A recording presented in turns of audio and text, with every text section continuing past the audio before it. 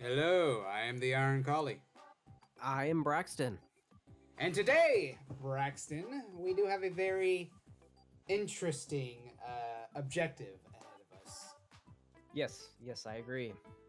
We are ranking all of the main Pokemon games, including Let's Go Pikachu. Oh god. Well, And yeah, you sent me the chart, so I don't know if it has Let's Go Pikachu on it, but we'll check that in a second. yeah. It does. I have it pulled up right now. Good. But now, before we begin, I had actually made my own chart before you had sent it to me, and there was a little thing I needed to do. So Oh yeah. I have all of the games here, and for the record, Okay. the way that I wanted to do it was just like if we're talking Generation 1, there's like red and green. I kind of wanted to just have like red there to represent like the entire generation. Yeah. Yeah. That's fine. But yeah, like I mean, this on the one that I on the one that I showed you, it does have because I think green was only released in Japan, and in Japan it was actually red and green, but in the US it was red and blue. So Yeah. does this even have green? I don't see it. So I don't think it's there. Well, it does have green. Actually, yes, and- yes, it does. It does. It has Japanese green on it. Okay. Yeah. But back to the task at hand. You are watching Yeah. the screen, correct? Yeah, I am. So originally, when we talked about Platinum, when we were talking about Pokemon, there was a thing I needed to do, and that's just here we go. Yeah, pretty much. Like Pretty much. not Like, wrong. We're not wrong. no, not at all. But now we have to do this legitimately. Why is that not F? God damn it. Oh my god. A- Okay, so pretty much Platinum's gonna be like, well, on that tier list right there that you're looking at, Platinum is pretty much S tier. Like, let's Yeah. agree right now. But before we can begin, there is one ground rule or there's at least one rule that we need to specify. Okay. We put it on the tier list, whether it's S through F. The further right it is, the better it is. Yes. So That's we true. do need to specify whether we think it's middle, far left, or far right when we put it down. Okay. That all being right. said, Platinum, far left S tier. All right. And like as we go along, we can slightly edit it if we want, right? Yeah, like once I believe we'll go through and do everything like based on our first conversation, but then afterwards, once we're done filing everything out, then we can go back and see what we may have changed, what maybe we want to put somewhere else, all that. Okay. All right. So, let's begin with the first generation, red and green. Red and green and blue, right? Because Yeah. blue is actually it has red and blue for US, and it also has Japanese red and Japanese green on there as well. So if you want, you don't have to include those. But if it were up to me, the Hang on. original red and blue. Okay, sorry. I'll give you a second. I see fire red and No, I see red and blue. It's you see Pokemon Pearl? It's 2 to the left. what the hell? Pokemon Pearl? You see Pokemon Pearl? It's 2 to the left, and that's red. Wait, no, that's Pokemon Crystal. It's underneath black 2. Black 2. Pokemon Pearl, 2 to the left. Or sorry, 2 to the right. 2 to the right. My bad. I don't know why I said Oh, left. what the hell? Sorry. Yeah, that's red. So where the hell is blue? It's diagonal to it. Oh, okay. Apparently I'm blind. Okay, so red and blue. Here's the thing. These are the first Pokemon games in general. They are the first Pokemon games, and you want me to just flat out say what I think the ranking is? Go ahead. D. I say put Really? it in D tier. Yes, D tier. Because I was gonna say. The original games, I would say go in D tier. Okay. Can you explain your reasoning? So, the original Pokemon games, Gen 1, the mechanics are very it's a very Rudimentary. buggy game. I think it's a very buggy game. Like Let's not even let's not forget missing no. missing no, just that, just so many different things that could happen in your playthrough. Even there are so many coding errors that, and there are so many ways you can soft lock yourself in the game. Granted, Mhm. like you have to try to do that, but like you can easily soft lock your game. I'm surprised that they haven't like looked. They didn't like before releasing the game. They didn't look through this and see. Oh my gosh, you can soft lock yourself in so many areas, and also there are so many coding errors. Like Yeah. one of the simplest coding errors is if a move is supposed to have 100% accuracy, right? But in Gen 1, every move that has 100% accuracy has a 1 in 256 chance to miss. Ha! It's like the code is supposed to say if the move like if a move has 100% accuracy, it rolls a number between 1 and 256. And if the number is 256, it will miss. Because the code is less if the number is less than 256, it will hit, but it should be less than or equal to 256. So it's kind of like a rollover effect. It's like they messed up because Yeah. it's supposed to be less than or equal to, but they just put less than. So it's actually a chance to miss, even though the move is supposed to have 100% accuracy, and that's fixed in every gen afterwards. So yeah, Gen 1 was very bad mechanics. Not only that, but like you look at Gen 1 and you even look up to like Gen 3, and you can tell the graphics are just they have not aged well. Let's just say that right off the Yeah. bat. Like I know pixels are going to be a lot of talk in this entire thing. Yeah. Because I think you mentioned like you preferred Pokemon before it went 3D, correct? Yes, I do, but not Gen 1. Gen 1 is too far back. I think Gen 2 is too far back. I think Gen 3 through 5, well, like, okay, I'll just say it right now. Just Gen 3 through 5 was the best graphics in terms of Pokemon. Like, the sprites look so good, and, yeah, that's just my opinion, but yeah. I want to kind of add on to that, but like, have you ever actually seen the animations of like Gen 1? Yes, yeah, of course. It's a very stagnant. Like there's not a lot of movement. There's not a lot of like if an enemy gets hit, they just kind of blink. Yep. And yeah, like I understand though. Like this is Generation 1. This was Game Boy. This was obviously very early technology. It was the first entrance to the game. But yes. Like overall on this list, would you say Gen 1 is high or low D? I would maybe we'll put it on the high end for D now, and we'll edit it later if we change our mind. So like what in your opinion, what would where were you gonna put it? I was originally going to put it in A just because it was the first. A. Yeah, just because it was the first one and because there's a lot of nostalgia behind it, and plus the music for the game can be pretty good.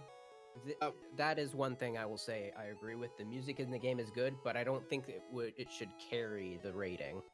Because I think the music in Fire Red and Leaf Green is better. And if it were up to me, I would okay, well, I'm not going to say anything yet, but but yeah, like just for the fact that I feel like because it's the first game, it does deserve a little bit of leeway.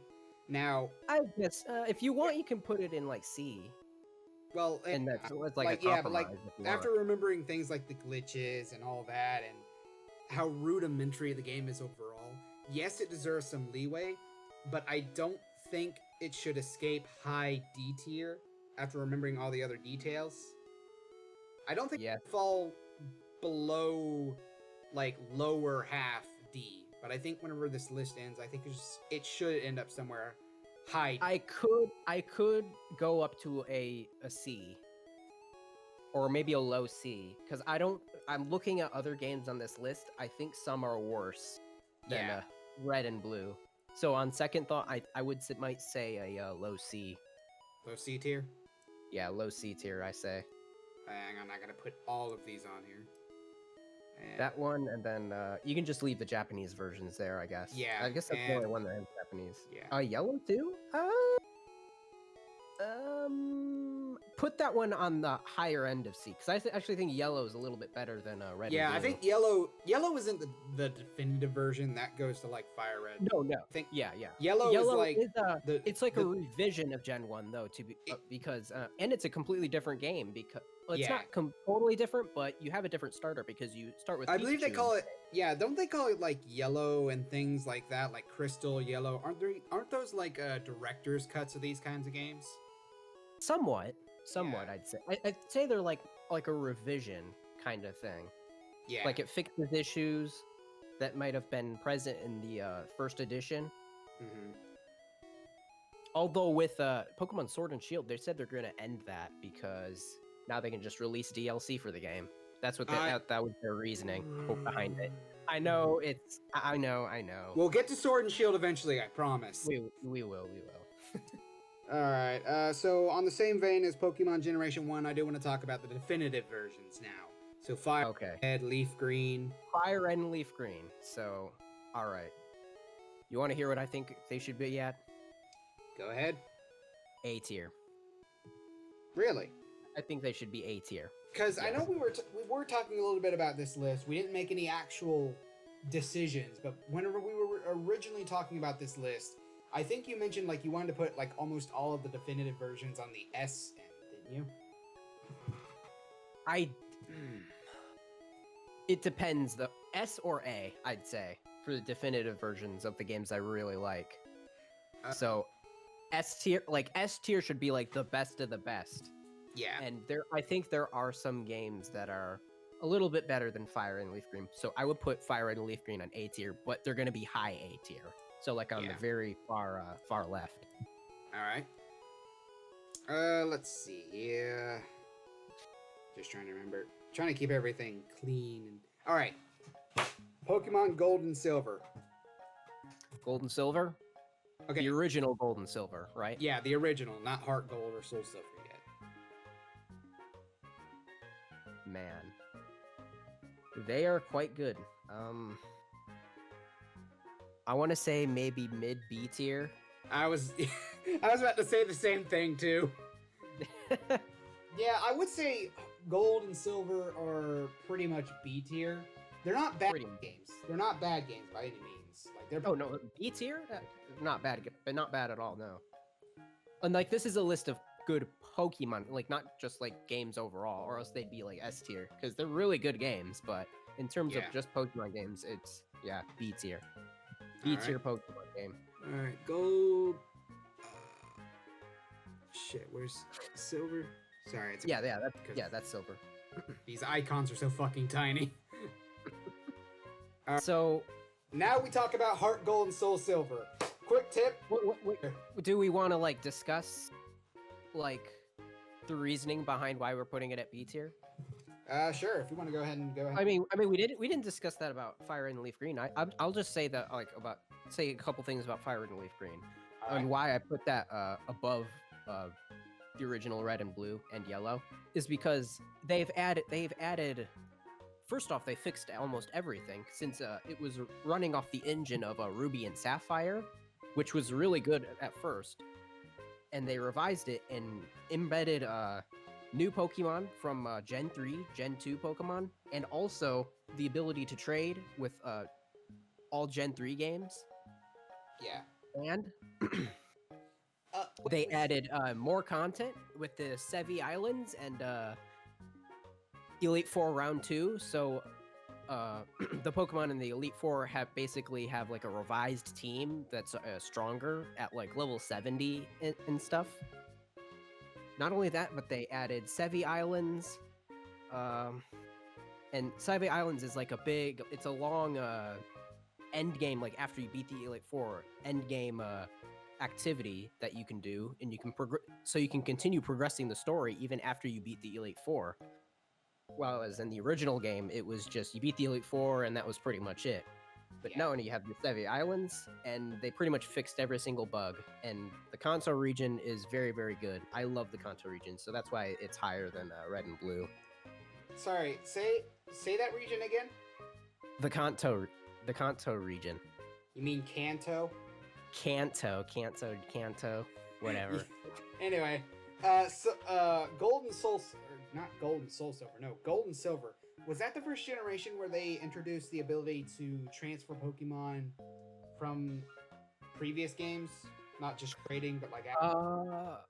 Yes, they did. They had the ability to transfer from Gen 1. Yeah. They did. Yes, they did. But it was... You could, but you couldn't transfer it back, which is the case for every generation. But yeah, if you could, there was a way to transfer them, but you can't transfer back. Yeah. And they didn't bring that back for Gen 3. So like Gen 3 onwards, you are stuck with those Pokemon. Yeah. So since there's no way to transfer Gen 2 to Gen 3. Yeah. All right. It also introduced walking with Pokemon and fixed a lot of bugs from Gen 1. So that's exactly why I think it should be higher than Gen 1. True. And again, that's something that I'm honestly surprised that they didn't just bring back for all of the games, is the ability to walk with Pokemon. Definitely. And it's a great game because, I mean, it fixed a lot of bugs from Gen... I keep saying that, but yeah, it fixes a ton of bugs. You just really do not like Gen 1's bugs, do you? No.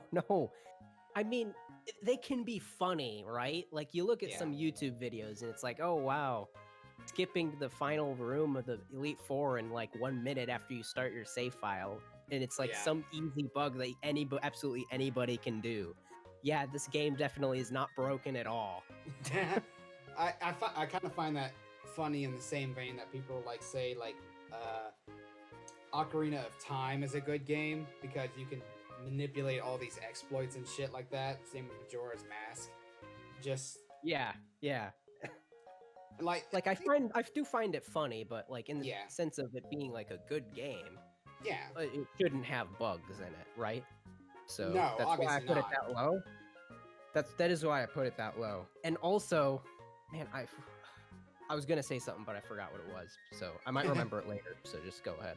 I will say this: if Pokemon wasn't as old as it was now, and if Pokemon came out like maybe around the time when we had things like the internet, invested in consoles and shit like that, pretty sure they would have fixed a lot of these bugs in patches and stuff like that. In patches, yeah. I mean, they would have. I mean, that's kind of like what the revised revised remakes were, like Fire Red and Leaf Green. Like, I'm pretty sure that's what it was. It was basically just to go through the game and kind of rework some stuff and remove a lot of bugs, basically. And apparently, that's what stuff like Platinum was supposed to be for Diamond and Pearl. Like, if patches released back then, they would just patch Diamond and Pearl and would never have released Platinum. That's what they said. Yeah. So let's see. I didn't skip a generation, did I? No, I didn't. Okay. No. Back onto the... Wait. Pokemon Gold and Silver.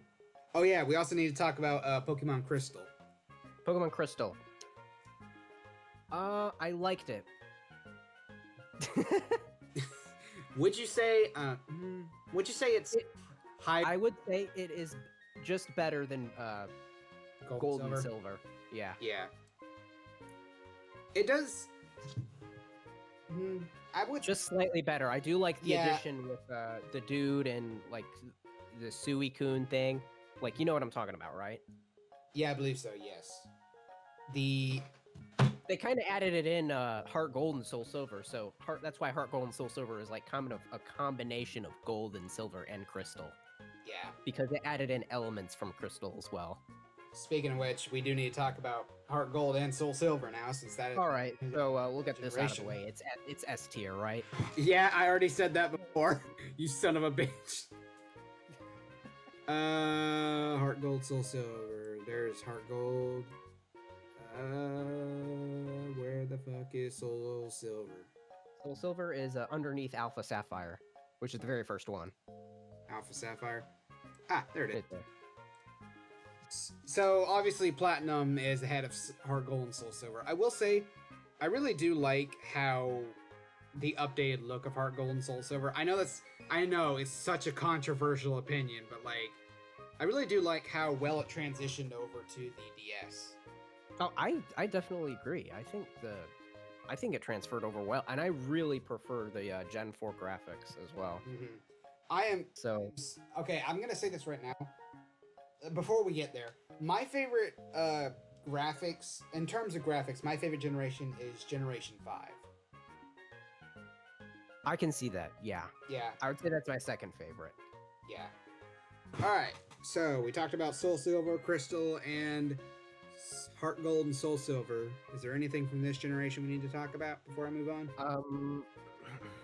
So the updated graphics were they were very good because even by this point, I think that's another reason why I didn't put Gold and Silver and Crystal as high is because the graphic, like, I don't want to like harp on the graphics too much, but they've kind of been dated at this point, and even like you look at the difference between Gen 2 and Gen 3, the Game Boy and the Game Boy Advance, and that's just such a big leap. Yeah. Well, and again, I know a lot of people argue that it's a difference between software, and like, yeah, no, duh, but it's like you look at it almost seems like you look at games nowadays, games that came out in like 2010 to 2020, and there isn't as big of a leap. Yeah. But yet you look at games that came out in 1990 and games that came out in the year 2000, and it is such a big leap. Like that was like little pixels, like on the. I heard you know that. What I mean? Like little pixels on the screen, and it's going to like 3D models. Yeah. Well, like it's such a big leap. Yeah, it's a big leap because, and again, software, I know, but between the Game Boy and the Game Boy Advance, there's like the increase in the amount of the palette of colors that can be produced. So there's a lot better shading, there's a lot better just depth in general. There's a lot more variety behind the colors, which makes it look a lot better. And also because there's more pixels that can be on screen at once, it makes things look more rounded out. Mm-hmm. Or at least more natural. Because, I mean, if you look at Gen 1 Pikachu, that is a fat motherfucker. Yeah. That is what we like to call a chonker. He is chunky boy. Hey, be glad he lost weight over the years. He's getting better. He is. But he kind of returned in Sword and Shield and his like not Mega Evolution, like his, I don't know, I forgot what the fuck he was even called. I haven't played the game in forever. Like the big form, you know what he means? He turns huge, and he turns fat. Yeah. All right, so jumping from Heart Gold and Soul Silver, we are jumping now to Generation 3, Ruby and oh shit, I didn't mean to knock my mic. Ruby and Sapphire. Ruby and Sapphire. All right. A tier. I say they're A tier. Okay. Would you say they're behind or in front of Pokemon Red? Fire Red and Leaf Green. I'm gonna say behind. I'm gonna say they're behind Fire Red and Leaf Green. Mm-hmm. I'm gonna say they're behind, but when we get to Emerald, I will say Emerald. Actually, I won't say anything yet. We'll just discuss Ruby and Sapphire. Yeah. Would you like to give your reasonings? So, the graphics improved greatly. The Pokemon look so good. The sprites look like phenomenal. Like I love Ruby and Sapphire. I love the region of Hoenn. Even in the remake, like everyone jokes around saying, "Oh, there's too much water," right? Yeah. That doesn't really matter to me. Like I love the region of Hoenn. I remember playing it for the first time and exploring. And I remember, like, after I got to the 7th gym, I got stuck because I didn't know where the hell to go because, like, you had to go underwater into this cave and find, like, the Team Aqua hideout. And that and, like, looking through it, it was so cool. Like, I love that so much. I remember finding it for the first time and be like, oh my gosh, I'm in this underwater arena. And, like, it was really cool, so. Yeah, I will say, though, is Gen 3 was responsible outside of the actual game. Well, outside of and inside of the game. There was a lot of Mudkip memes from Gen 3. But it also did spark one of, I would say, one of the most popular Pokemon, Blaziken. Like, Blaziken. Yeah, Blaziken. I love Sceptile. Sceptile is one of my favorite Pokemon. Oh, yeah. Wait, was this the generation that introduced Dragon types? Or was that... no, Dragon types were always in the... They were always in the game. In Gen 1. They were. God, I'm an idiot. Okay. Yeah, they had because Dragonite was in the game. And yeah, I'm the only Dragon type? in Gen 1, was Dragonite the only final evolution dragon? So like Dragonair, Dragonite, and Dratini? I think he was the only dragon No, type, wasn't he? Altaria. Wait. Okay, Altaria was introduced in Gen 3. Yeah, hang on, no. I think just more dragon types were introduced in Gen 3. So like Salamence, Yeah. Altaria, Bagon, and of course like Rayquaza, which is one of the best legendaries they've ever created. So, yeah, after further looking this up, Dragonite, Dratini, and Dragonair are the only dragon types in Gen 1. That's okay. I was right then. Yeah. In Gen 2, they had Kingdra, and I forget the rest. Maybe Kingdra was the only one, I don't know. But I know Gen 3 had Altaria and Salamence added. I'm trying to remember, fuck. I can't remember the rest. I'm only just remembering those are the most popular ones by far. I don't think Gen 2 added a lot of dragon types, did they? I do know one they added. They added Kingdra, and I think that was the only one. Unless I'm remembering wrong, which I could be. No, I think you're right. I think Kindra is the only dragon type in Gen 2 as well. Holy shit, they All did not love dragon types in the early days. They obviously wanted them to be like semi-rare, I guess. 'Cause Yeah. they're like supposed to be really strong. Yeah, like, the thing about dragon types in the early days is like, dragon types were, I think, were supposed to be one of, if not the most rarest types of Pokemon to get. Rarest types, and like even in Gen 2, the final gym leader, her name was Claire. She had a Kingdra as her strongest, and I think like 2 Dragonairs or something. Yeah. And the other ones weren't even dragon type until like Heart Gold and Soul Silver, where they revised your team a little bit. Gen 3 also has Flygon, which is one of my favorite Pokemon. Oh, Flygon! God, how did I even forget about him? Yeah, of course. Yeah, how did you? What the Flygon's fuck? great. I thought we were friends. Dude, he slipped my mind. All right, Dragonair's great. I love Dragonair. Why did I say Dragonair? Flygon. Sorry. Dragonair, not even Dragonite, just Dragonair. Why the fuck I said Dragonair? I'm sorry. All right, Ruby and Flygon. Sapphire. My bad. Yeah, Ruby and Sapphire. Where are we putting them? I would say A tier, but to the right of Fire Red and Leaf Green. Yeah, Like, I agree with that. You agree with that? Okay. Yeah. Now we have to talk about Alpha. What is Wait, you forgot Emerald. Oh shit, I did forget about Emerald. Oh my god. Okay, so Emerald goes in S tier. Do you agree with that? Yeah, I'd say that's pretty fair. I would say Because it has the one addition that puts it in S tier and puts Ruby and Sapphire in A tier is the Battlefront tier. The Yeah. Battlefront tier is it's just this big addition that adds so much replayability to the game that Ruby and Sapphire and any other Pokemon game for that matter just doesn't have over Emerald's version. yeah. Also, the fact that you catch basically the only other difference is you catch Rayquaza instead of Groudon or Kyogre at the climax of the story. And Rayquaza, like, you catch it at level 70, so it pretty much carries you through the whole game. I don't have a lot to add on to that. That's All right. graphics, but that's just as the game, as Generation 3 as a whole, but I think we've already talked about all that. Okay. So now we have to talk about Alpha Sapphire and Omega Ruby. All right. So I'm gonna give my honest opinion. Yes. 0.9 out of 10, too much water. I had to make the fucking joke, alright? All right. So, what is your opinion on where they should go?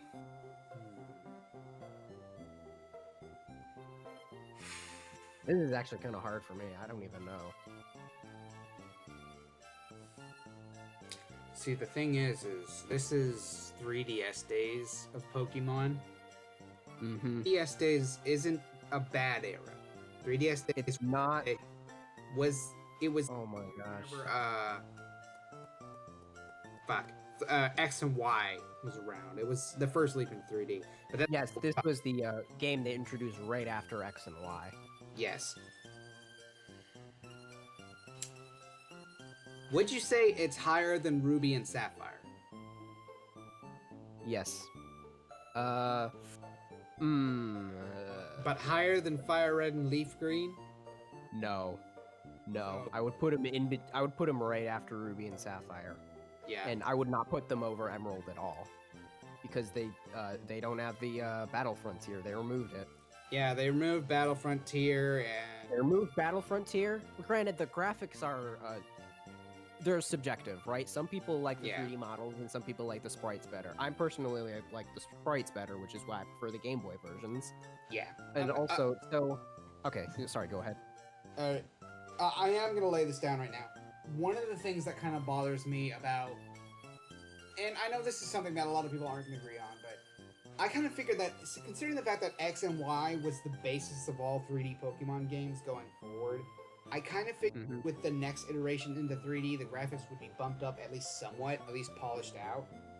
And If it's gonna be on the on a home console instead of a handheld, yeah, because they're still like on this Nintendo Switch, they're still using 3DS models.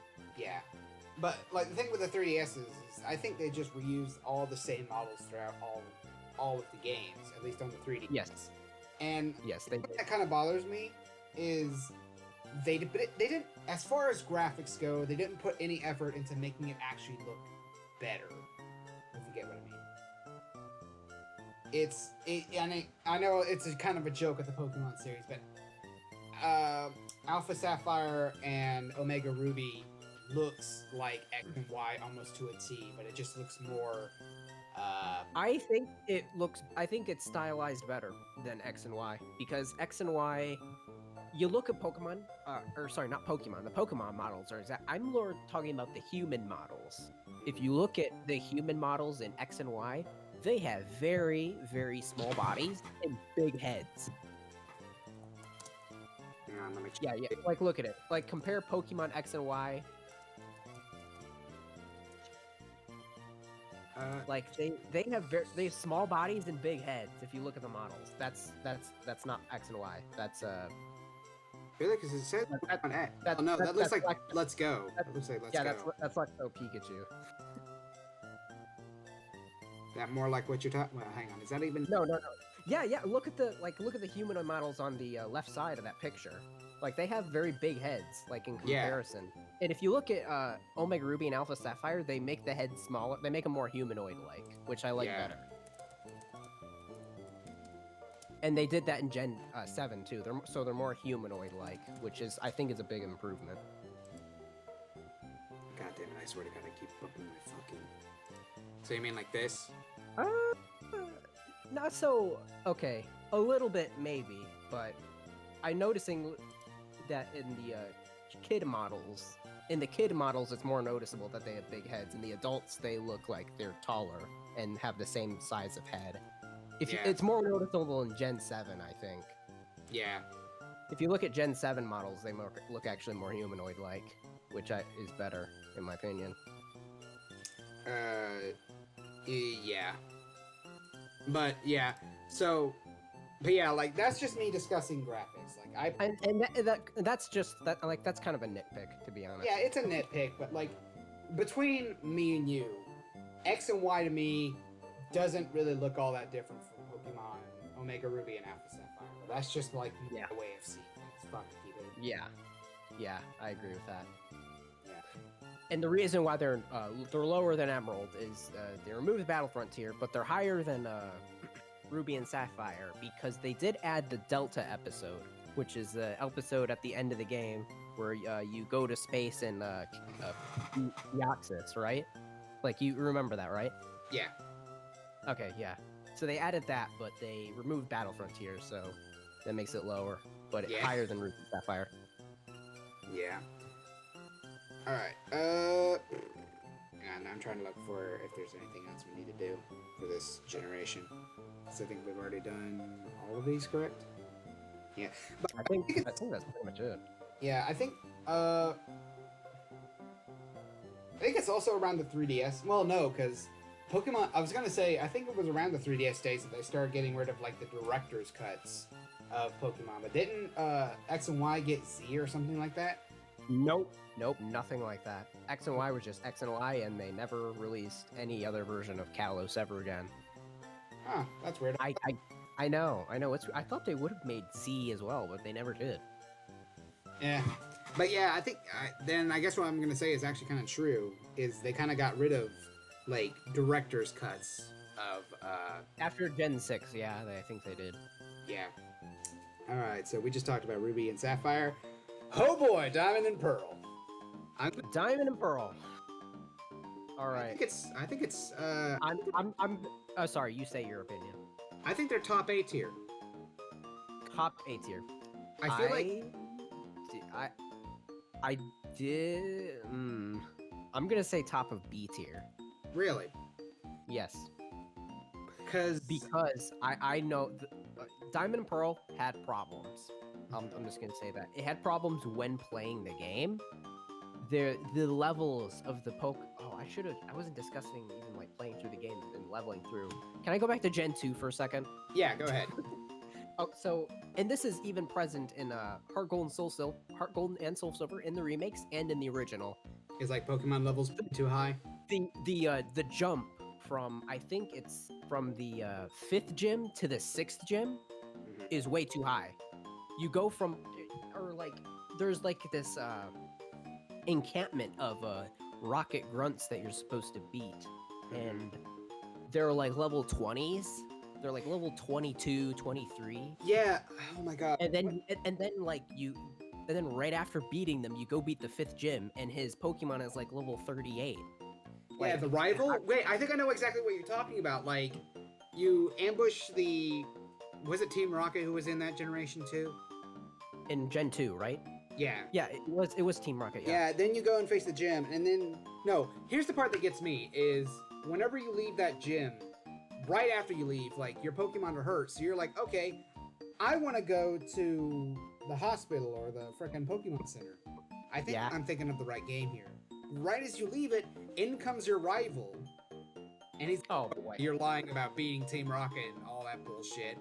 And I remember whenever I played this, I got so pissed because I had just beaten the gym, and then in comes the rival, and he frickin' KOs my team because I had low health and almost no potions at that. Oh god, he's cheap. All right.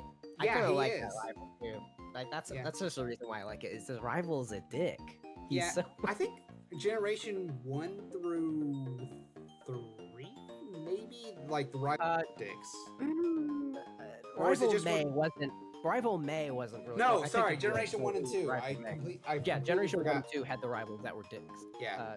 Generation 4 kind of had a dick rival too, but he wasn't that bad. Yeah. Generation 3, Rival May. She also does. Wasn't me. Yeah. She kind of was does. alright. Yeah, she. I know there's one section of the game. I'm trying to remember where, like where she had like a jump and level, and you had to. I know exactly what you're talking about. It's after the second, or no, it was. I want to say by the 3rd gym. It's like on this road to the 3rd gym or something. Yeah, like you meet her, or maybe right afterwards. Yeah, like walking down the road, and then I think either like she comes to you off screen or something. Like you stop and they come to you. Yes. Yes. Send you to a Pokemon. God damn it! Well, our phones are going off way too much. Hang on, I'm gonna silence my fucking phone. I'll be right back. All right. Okay, there. Anyway, but yeah, like there's that one part where May comes out of nowhere and she challenges you to a Pokemon battle, and then her Pokemon are just like incredibly, like not incredibly high level, but they're like higher level than they should be. I feel that way too. Unless you've been battling every single Pokemon, every single trainer that you saw, and beat every wild Pokemon that you encounter, you were not higher level than her. Yeah. And the thing is I think like that section in particular results in, I think that section and maybe the Elite Four require the most grinding to beat. Yeah. It also depends on which starter you pick. If you pick like if you pick Mudkip, or if you pick Mudkip, you will have a Marshtomp, and she will have a Grovyle. Yeah. So Grovyle is 4 times strong against Marshtomp, so you're likely going to get killed in one hit. So it pretty much forces you to ground another Pokemon as well to beat her team. Yeah, pretty much. And like I think that's something that Gens 1 through 3 probably excelled at, is just those moments of cheapness. Just where You could see it as a moment of cheapness, but it could also see it as like a challenge in a way. Like, Yeah, like I know I'm calling it cheapness, but I don't mean cheapness in like in a bad way, because it like snaps you out of like, oh, this is easy street. I'm having such an easy time, and then all of a sudden, here comes karma just crashing down to you from space. I like, yeah, I agree with that. I don't like unnecessary jumps in levels, but I do like it when you pick a Pokemon at the start and it's now giving you a Pokemon that is very strong against your type. So it almost forces you to balance out your team. Yeah. I like that. That's a good way to introduce a challenge. A bad way would be unnecessarily increasing the levels at like just randomly out of nowhere. Yeah. Okay. So I think so that would be and we were talking about Diamond and Pearl. Yes. We were So talking they about do Diamond that- and Pearl. Yeah, And- in Diamond and Pearl, they fixed this in Platinum as well. In Platinum, I would say all throughout it's very straightforward in leveling, but in Diamond and Pearl, they see Platinum is a very heavily revised Diamond and Pearl, because Diamond and Pearl were very, very, like, by far the slowest Pokemon game. It's slower than Pokemon Sword and Shield, and they fixed this in Platinum. It is so slow when you fight a Pokemon, you use a move, and then like 2 seconds later, the Pokemon starts losing health. Yeah, Like, I will. This should not be that long. I will agree. Diamond and Pearl is pretty slow, but So why it I said high A tier is because I am including like activities you can do in the game, like other stuff besides just fighting Pokemon and like leveling up, things like that too. yeah, because they had the Pokemon contest, right? They had Pokemon contests. They had the ability to make these little puffin things. Yeah, and you could feed yeah. your Pokemon, which was required for evolving one Pokemon. It was Yeah. Feebas to Milotic. If you wanted a Milotic, you had to make like perfect Poffin, perfect Yeah. beauty Poffins, or some perfect like dry Poffins or something. Oh Yeah. my god, you will not believe this. As a fucking kid, I wanted Milotic so bad that I spent hours fishing in this little area in Mount Coronet, this big, huge, like body of water. And what it is the body of water has like a certain amount of tiles. It has like 400 tiles, and Feebas is only catchable in 4 of those tiles, and it changes every day. So Yeah. it is so hard to catch Feebas, and I went through and I freaking did it, and I managed to finally catch a Feebas. This is when I was like 10, by the way. I finally caught this dumb Feebas, and I spent all this effort making all these Poffins, and you know what? The Poffins weren't even good enough. Yeah. And I was like, I still have not figured out to this day how to make good Poffins How to make that perfect. are good enough to evolve Feebas to a Milotic in Pokemon Diamond and Pearl. And they eventually fixed this in Platinum. You just go to the store and you can just buy Poffins. Yeah. And I was about just to bring bought that it. up. I was about to bring so that up too.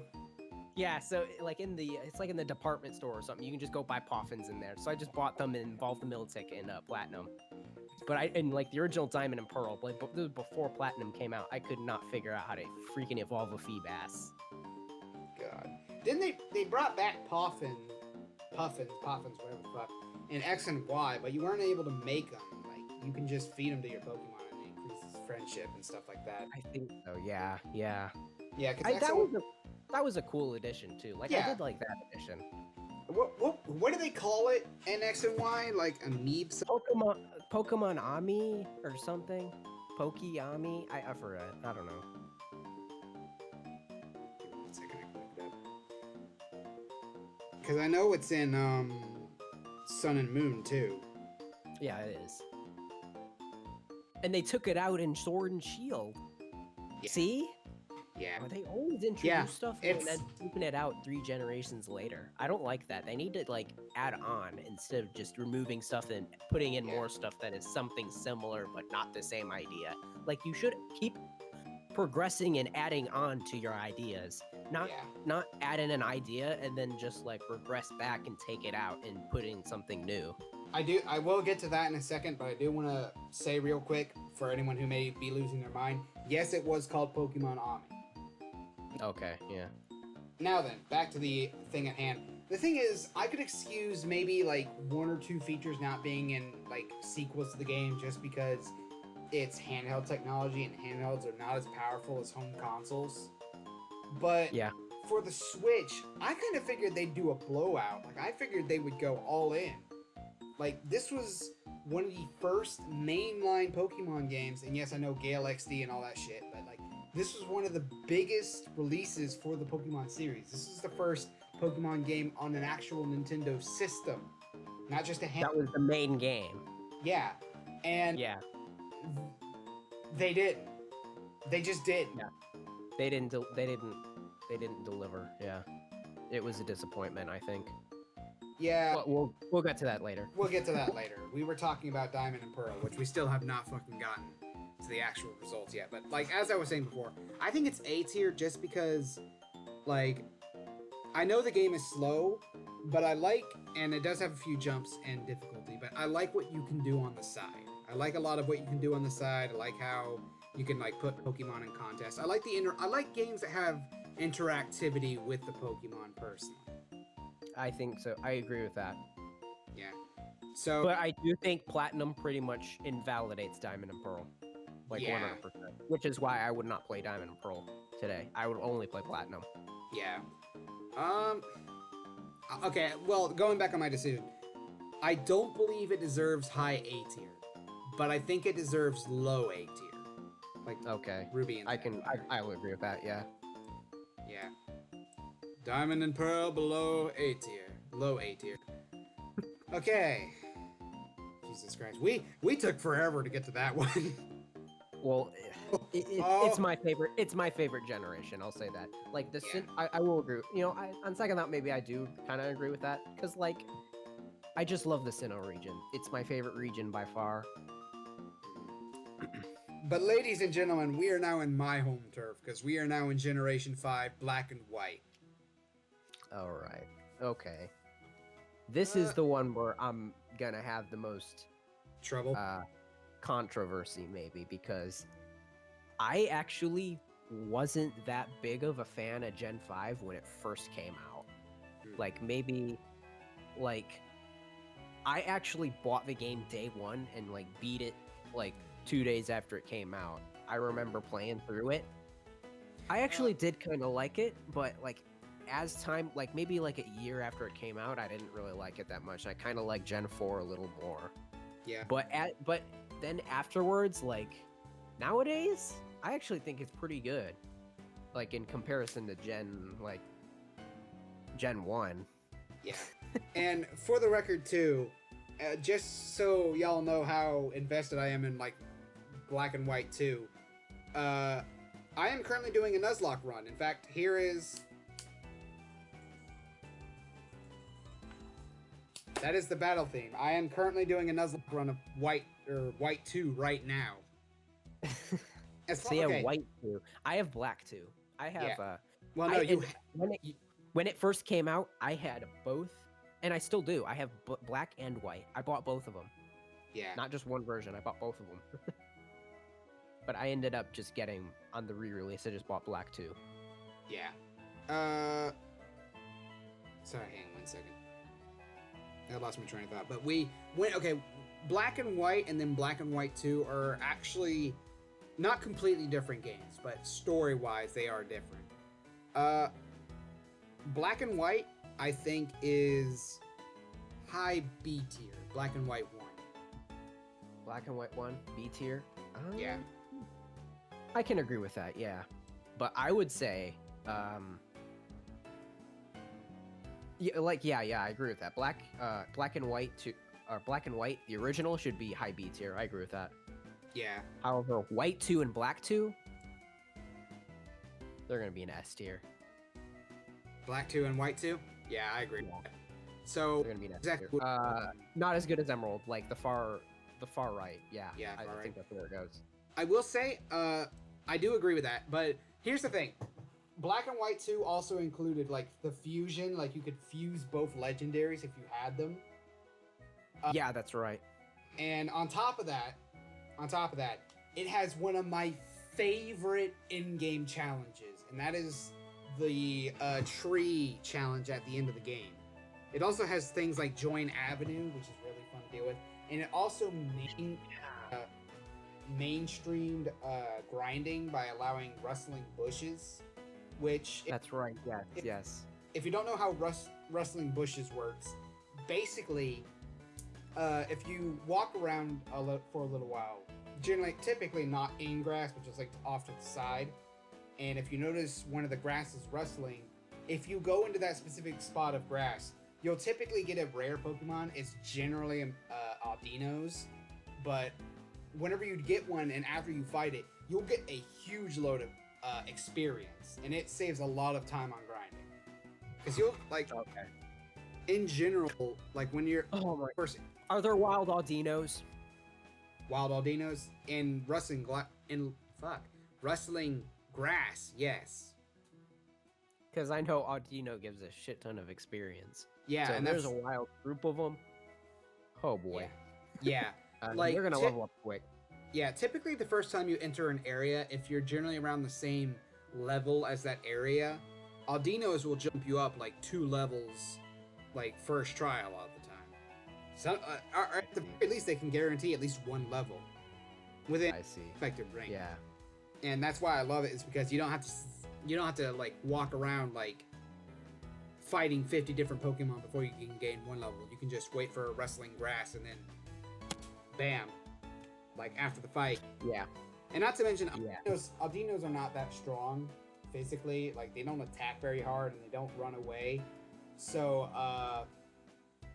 like, yeah, it really does mainstream grinding.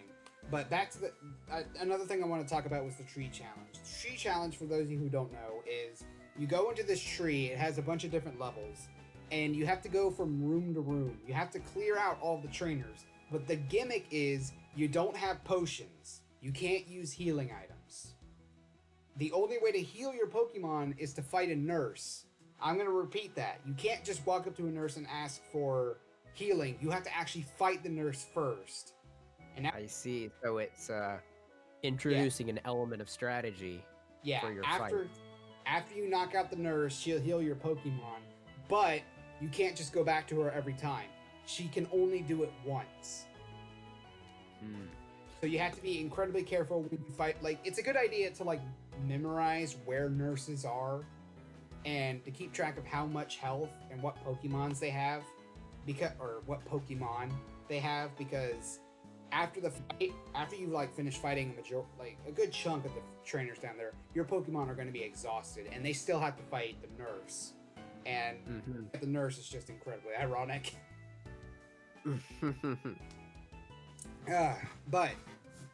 But yeah, Black and White 2 is definitely my favorite generation, personally. Okay. Like overall, you'd say Platinum is would you say Platinum is your favorite game, but Gen 5 overall is your favorite generation? Yeah, Platinum is my favorite game by far. I will agree to that. But as far as generations go, Black and White 2 is my favorite generation in general. I see. All right. I can respect that, because I would say Gen 5 is also I like it a lot as well. Yeah. Yeah. Also, Team Plasma's theme in Black and White 2 kicks ass. I need to re-listen to it. You need to listen. You need to listen to it. It's been a while since I played Black and White 2. I would have played it last year, but like I lost my copy, so I actually like a few weeks ago bought a new one. Yeah. Like, if you're able to open up YouTube like right now and listen to it, I would recommend it, because it is like, that theme kicks ass.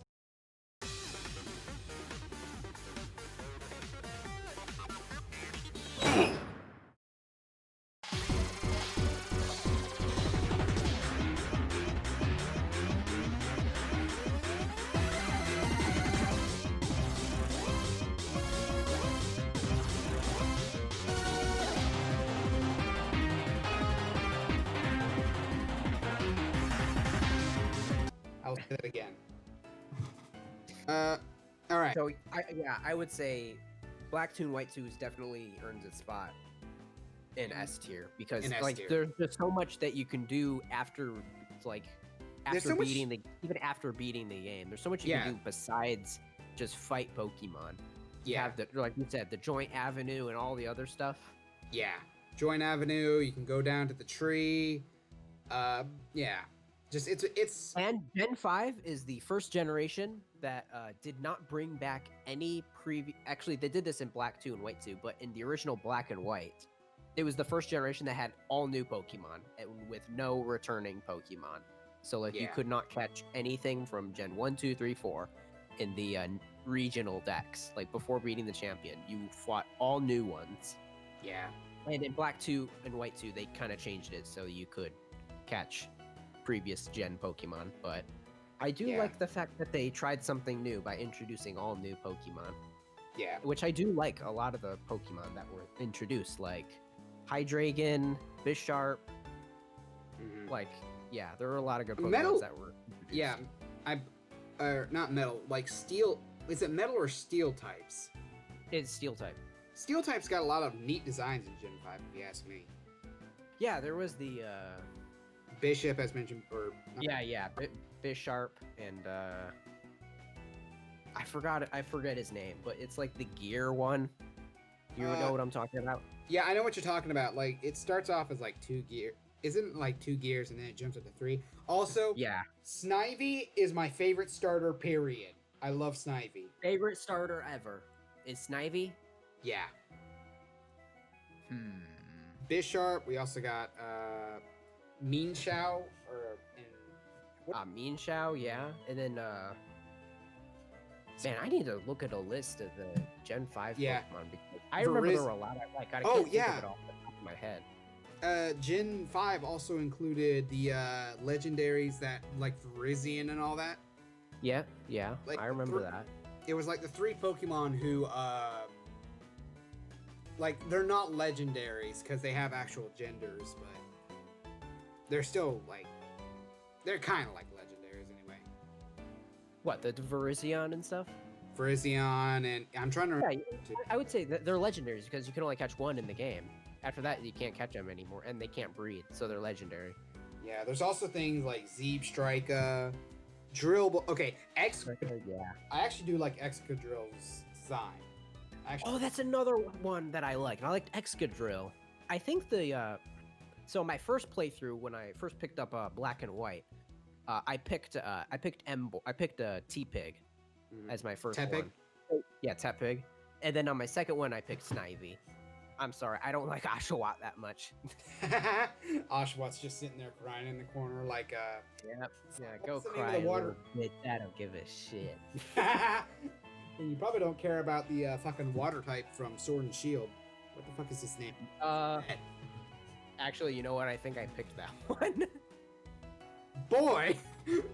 Oh god. Anyway, Did I? I forgot. I don't even remember his name. That's how I do like- forgettable that game is. yeah, but we'll get to that eventually. Okay. Say though, But I will say my favorite starter ever. I'm sorry, it's a normie pick, but Charizard. Okay, I'm sorry, yeah, I can't like- help it. it doesn't really matter if it's a normal pick. Charizard is just like really fucking cool. Like even I think they actually fixed it to where he's actually dragon type now, didn't they? If in X and Y, okay, no, he's not a dragon type, but one of his mega evolutions is dragon type. He has actually Yeah. 2 mega evolutions. If he holds the Mega Stone X, it's a Mega Charizard Y, which is a dragon and fire type. Yeah. So yeah, he kind of is dragon type, I guess. But one last thing I do want to say about Pokemon Black and White, or just Generation 5 in general, is I do like superior. Like, okay, whenever I stated that I liked Snivy because it's my favorite starter, I'm not just saying Snivy in general. I mean Snivy's entire evolution line is one of my favorites because I really like Superior's design, but I also really like Samurott, which is Oshawott's final evolution. I do like Samurott as well. Okay. I'm not a big fan of Embor, I believe it's called. Embor. Yeah, I'm not the big. I thought it was okay, but yeah, I'm not a big fan of it. I wasn't really a big fan of any of the Gen 5 starters. I did like the Pokemon that were introduced in Gen 5, though. Like, the ones that weren't the starters, I did like. But not, just of the previous generations that came before it, I just like them more. Yeah. Okay. So we have to jump from Gen 5 to Gen 6, and now we're talking about X and Y. Oh boy. Okay, I do want to say something that kind of bugged me is a really useless feature in the game. Useless feature? Yes. Or what is it? It had to do with one of the Pokemon. It was the frickin' dog. What was its name? Oh my god. Fuck, what was his name? I forget. I think I know what you're talking about, though. Furfrou. It was Furfrou. That's it, Furfrou. They added like, what was it? If you catch a Furfrou, you can take it to this little like parlor, like this barber shop, and you can give it a different haircut. But it doesn't change anything. It's just It's like a useless feature. Like, why even do it? Just to change your Now- Furfrou, which isn't even that good of a Pokemon in the It's not- first place. It's not that good of a Pokemon, and even worse is it's not like you can take the Furfrou to like a fashion show and win like a contest or something. Because if they added something like that, then they'd have to put a lot more effort into the customization. And let's be honest, Game Freak can be kind of lazy. But I'd say, yeah, after Gen 6, they got a little lazy, I think, but Yeah. that's... yeah, Not only that, but I feel like the story overall in Gen 6 boring. was kind of lacking. Yeah, the story. Okay, you say lacking, I say forgettable, because I can't even remember what the fuck it was. It was like... What? Yeah, Like you're they right. were trying to wipe. So, like, there's this team... I forgot what the team's name is, but I do remember the guy with the beard and the orange hair. You know, Yeah, he was bad, and his team was like a group of fashionists or something. Like it wasn't like Team Flame or something. Team Flare. That Team was it, Flare. Team Flare. Yeah, like weren't they like trying to wipe out the planet or something? It was like wipe out humans, wipe out someone. Yeah, every game is like that, but yeah, they wanted to wipe out something. Well, no, like Team Rocket steals because they want to make money. Team Plasma is trying to liberate Pokemon. Team Aqua and Team Magma were just, we want to make more water. Oh, we want to make more land. Yeah. And then Team Galactic was just, they were just dicks. Yeah. Pretty much. Fuck. I'm trying to find out what the fuck their plan was. Oh, you think Team Plasma wanted to liberate Pokemon, but you know the big boss, the Getsis, was like fucking evil, and he wanted to just kill. He wanted to kill everything. Yeah, At but one like point in Black 2 and White 2, like the climax of the story, he tried to kill you. Yeah. Yeah, but like the entire thing is like the people who work under him were led to believe that they were just trying to liberate Pokemon. Yeah, all right. Yeah, that's right. Sorry, I'm trying to fucking find out. I don't even think the fucking wiki knows what their plan was. Oh my god. To reveal that team was secretly in the process of developing Project Y later in the It was so confusing. Well, it wasn't confusing, but it was just Well, forgettable. no, like in X and Y, they were trying to steal whichever legendary of the game it was to fuel like some kind of weapon. That's right. I Because forgot. I remember there was a scene where like it was in one of the towns you went through. There was a part where like this giant, what was it like? It like weapon that looked like a flower or something. It was Yeah. that. Friends Storm Days. Later joined my team. The ultimate weapon. It was just called the ultimate weapon. By the way, it was the weapon's name wasn't even that creative. Yeah, it was under Pokemon Village was where the weapon was. Yeah, that's right. And then there wasn't like there was this small Pokemon.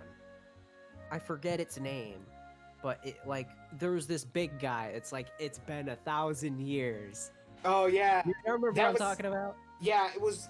at the very end of the game, after you beat the entire game, I think, was it after you beat Team Flare?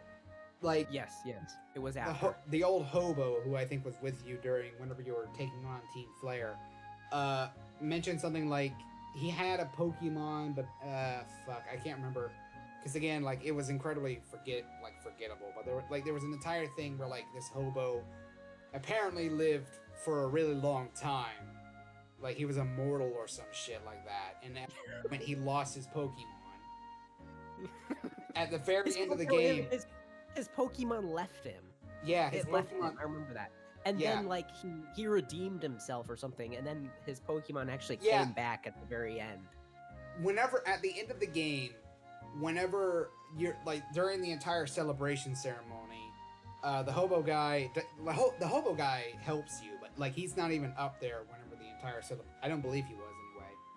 Not from what I remember. I think he was in the crowd, but it wasn't like until like he walks up to the platform that like the little fairy type comes down from the heavens or whatever the fuck, and he's like, it's 1,000 years or whatever the fuck. But that's right. Yeah. it was such a weird and confusing game. Also, apparently, based off real-world Nazi parties. Oh my god. Yeah, like I'm reading the wiki, and it says Team Flare's motivation, plans, and mindset resembles those of real-world Nazi parties. Okay. All right. So, but yeah, like also, to its credit, X and Y did give us the fairy,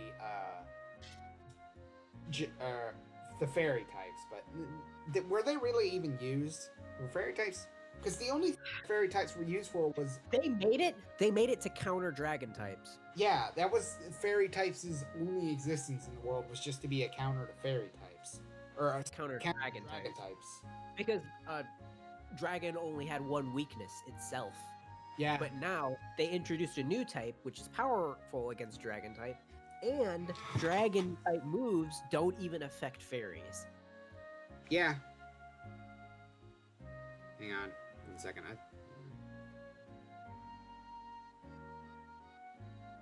Well, no, because here's the thing is it also said I think it's aren't dragons also weak to ice type moves?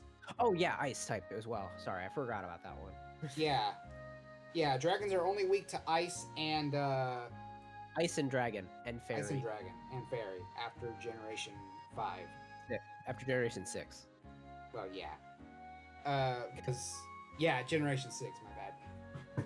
So, yeah, X and Y. I'm going to say D tier.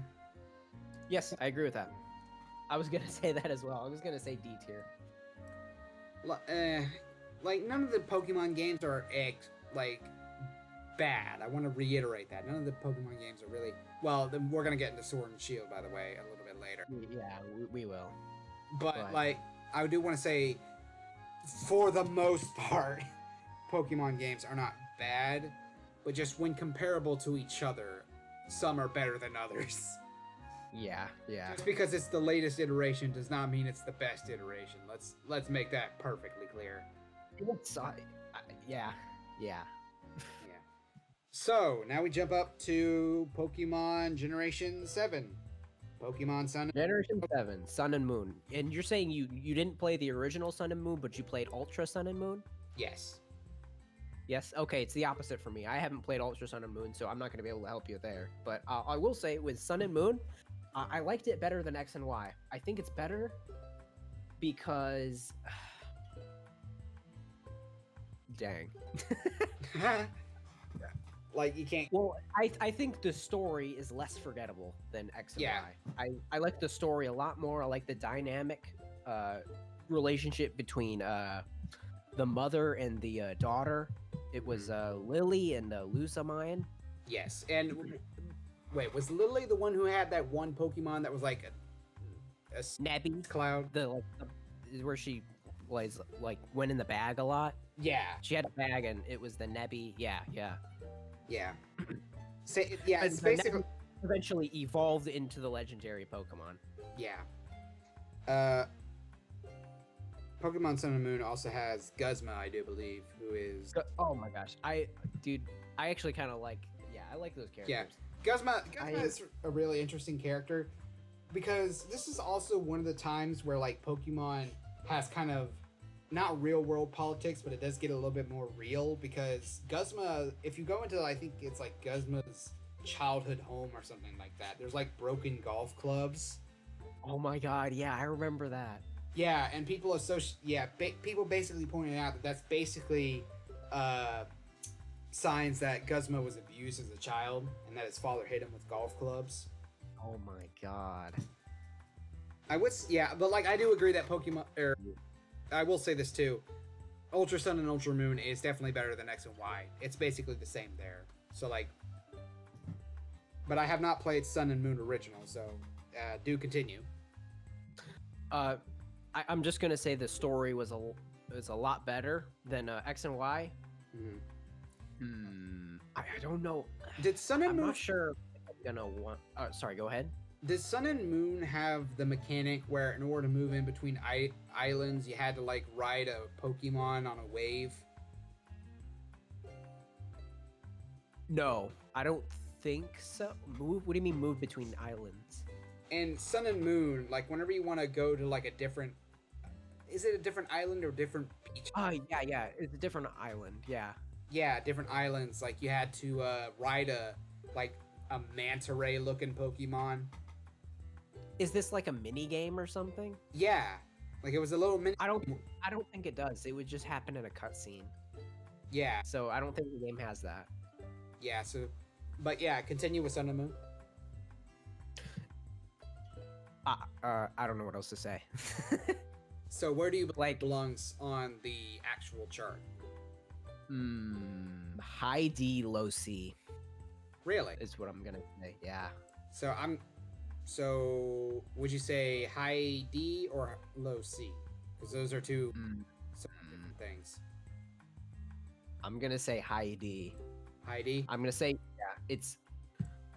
Damn, is it really worse than the original Red and Blue? That's a tough call. Yeah. Because like the game has issues. Like, the first off, there are way too many cutscenes in the game. There Like, are, it's and slow- this is. It makes the game feel slow to play. It just makes it feel slow. Yeah. The thing about Ultra Sun and It's almost comparable to Diamond and Pearl, but I don't think it's as bad as Diamond and Pearl in terms of how slow it is. That and the game is just too easy. The game is easy.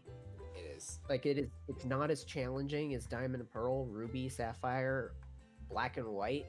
It's I would say it is maybe harder than X and Y, which is good because like you need a challenge in some games, right? Yeah. But well, I would obviously, say- the thing about gaming in general is games when you start them should not be as easy to finish as when you start. Like, I feel like the best games are the games that test everything you've learned throughout the game. Pokemon. I agree with that. Pokemon I agree. Sun and Moon doesn't really do that, to be honest. Neither does X and Y. I would say the other Pokemons do that. Like the other Pokemon games, they start you off easy, and as the game progresses, you begin to have to grind, and also I think in Ruby, there are challenging battles that happen at the very end of the game. In Ruby and Sapphire, I know we were talking about that one route where May whipped your ass. Well, since that was like at almost the beginning, not the beginning, but it was like the third gym or something. That's not really near the end. I would say that is. Well, yeah, bad. I'm not saying like near the end of the game. I'm just saying in general. Like I'm saying in general, like it just. Yeah. You should. But it does have challenges. Yeah. Yeah, it like Ruby and Sapphire just taught you not to steamroll through the game. Like take your time with it. Right. Yeah. Sun and Moon kind of felt very. How do I put it? Straight line in terms of difficulty. There's always talk of difficulty curves, but Sun and Moon didn't really, or at least Ultra Sun and Ultra Moon. I agree that didn't. There is no difficulty curve. It's just a linear line. Like the game is the same difficulty at the beginning as it is at the end. Yeah, as long as you're maintaining decent leveling rates, which isn't that hard to do in Ultra Sun and Ultra Moon. Oh no. Yeah, it's basically the same. I am gonna say Ultra Sun and Ultra Moon, maybe low C tier.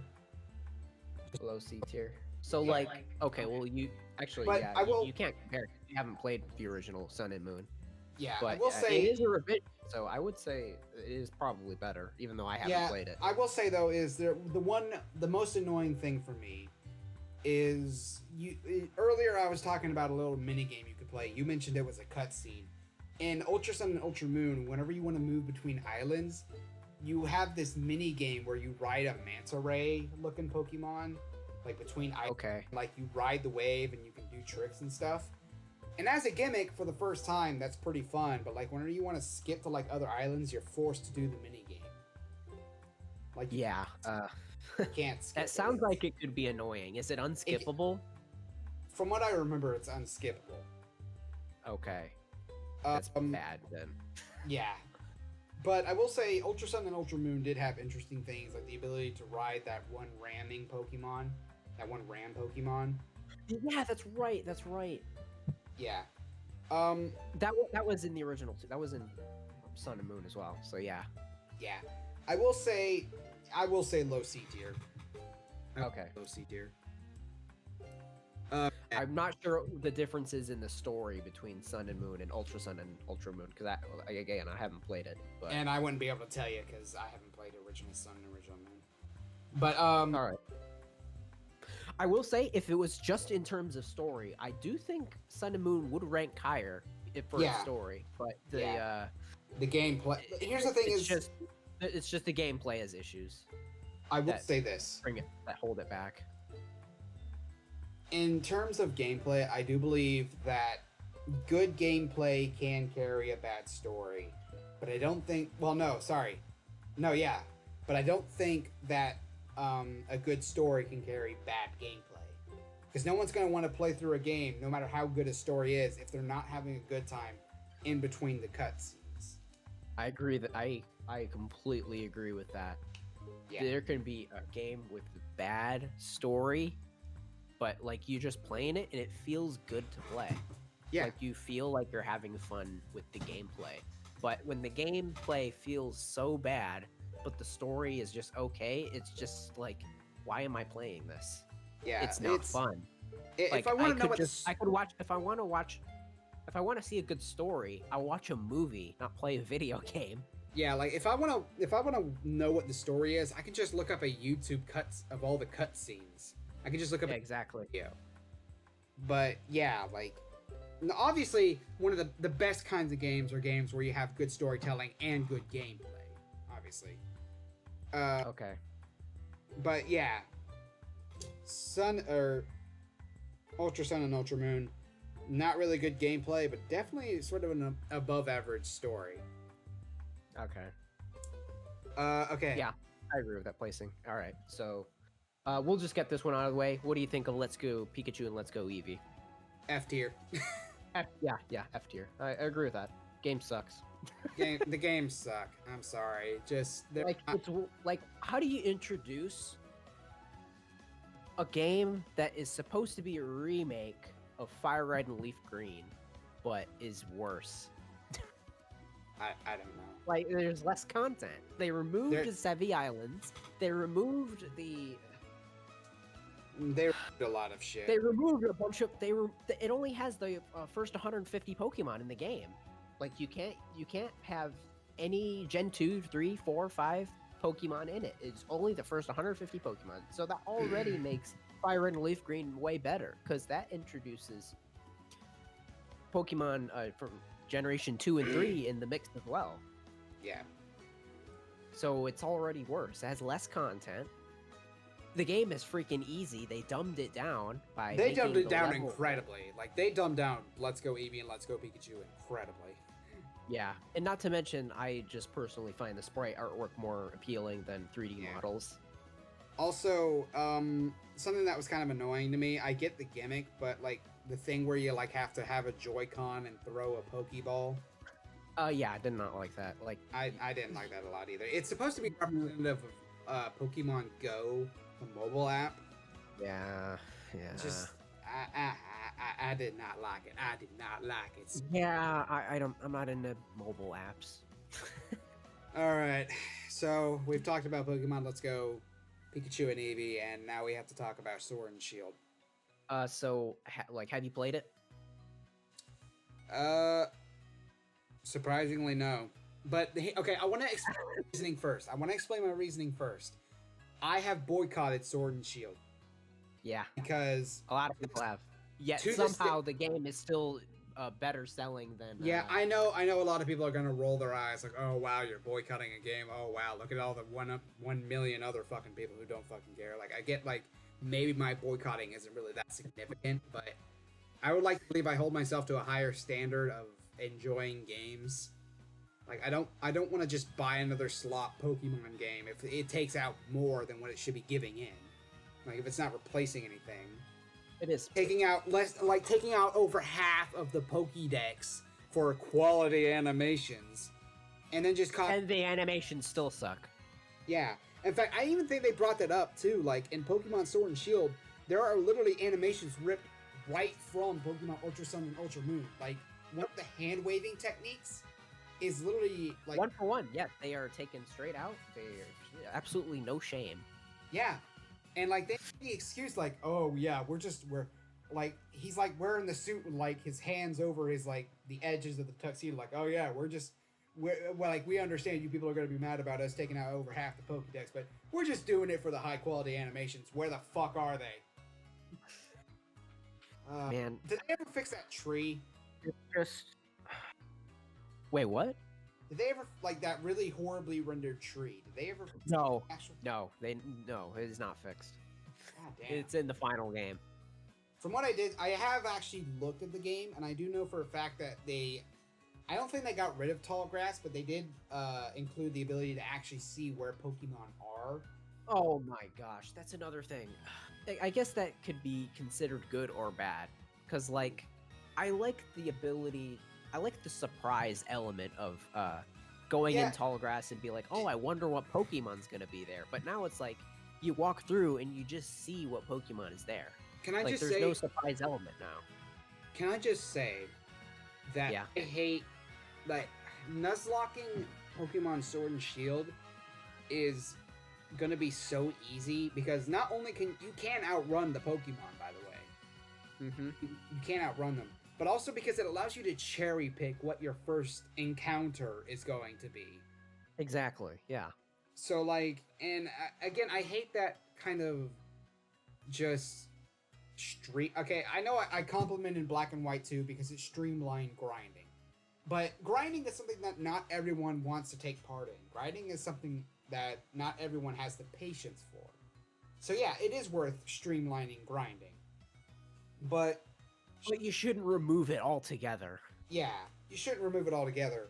But in the same way that Pokemon Sword and Shield adds the ability to see Pokemon, you're not really removing anything that was a problem. No one was going in the grass and was like, "Oh man, fuck it, I wish I could see what I'm about to encounter." Exactly. I don't think anyone asked for this. I don't also, like it when they change a core element of the game that is like supposed to be there. Mm-hmm. Also, something that kind of annoyed me too is you ever like get low on health, but you like suddenly see there's this big field of grass that you have to go through, and you start sweating bullets because you know you're gonna encounter a Pokemon. Yeah, I know exactly what that means. That feels like. Yeah, that feeling is completely negated in Pokemon Sword and Shield because just fucking you could just run past all of them. Pretty much, yeah. And I fucking hate it. I completely agree. I fucking hate it as well. So, in terms of the story, it's not as good as Sun and Moon. And you have to explain the story. It is better than X and Y, I think. I think the story is better than X and Y. But they gutted the game. They gutted the gameplay. It's way too fucking easy. I do like the designs of the new Pokemon that they added, but it doesn't make up for any of the other stuff that they've just completely removed other Pokemon. They gutted like half the Pokédex. I will say I do like the frog starter. I do like his final evolution. I do like him. Okay. Uh, I have, the game is the game is just, it's so forgettable that I don't even remember what what my starter was. I think it was the frog one though. I think I picked the water one. yeah, the water one is What's the final evolution's name? the final evolution's name. Hang on, I gotta find it because the fucking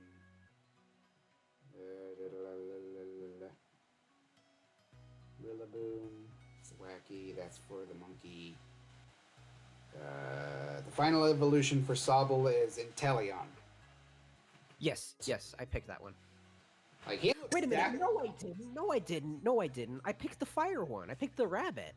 Yeah, you picked Cinderace. Or well, Yes, that's right. I picked Bunny. Cinderace. I'm sorry. I picked Yeah. Scorbunny. Yeah, I'm sorry. I don't know why I picked the water one for a second. But like Inteleon looks dapper as fuck. I'm not gonna lie. I know. I do like the I like the water one. One thing I don't like the grass one. I don't like the monkey.